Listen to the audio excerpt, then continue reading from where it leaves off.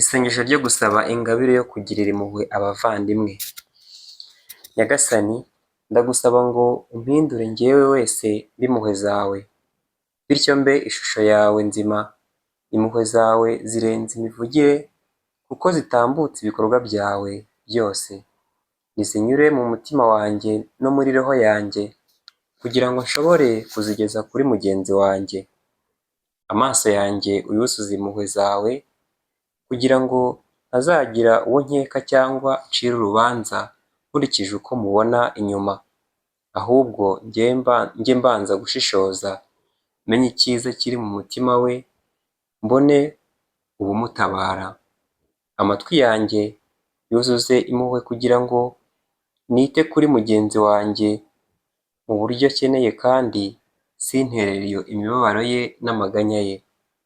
Umunwa wanjye wuzuze impuhwe zawe, kugira ngo ntagira uwo mbabaza muvuga nabi, ahubwo mbwire buri wese ijambo rimuhumuriza kandi ry'imbabazi.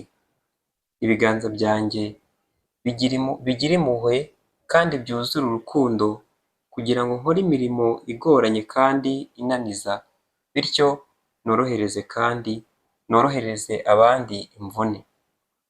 Ibirenge byanjye bigira impuhwe, kugira ngo mpore niteguye gutabara mugenzi wanjye ntitaye ku munaniro mfite.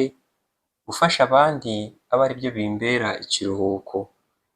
Umutima wanjye wuzuza impuhwe, uhore witeguye kwakira imibabaro yose y'abankikije. Ntawe nzakoma imbere mu mutima wanjye, ndetse n'abazakabya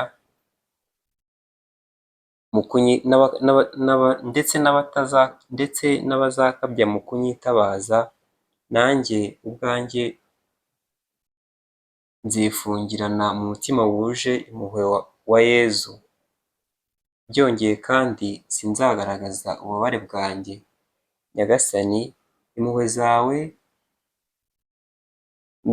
nizinduhukiremo, mpindura mere nkawe, kuko ibyanjye byose nabishyize muri wowe. Yezu wanjye, mpindura se nkawe kuko ushobora byose. Amena.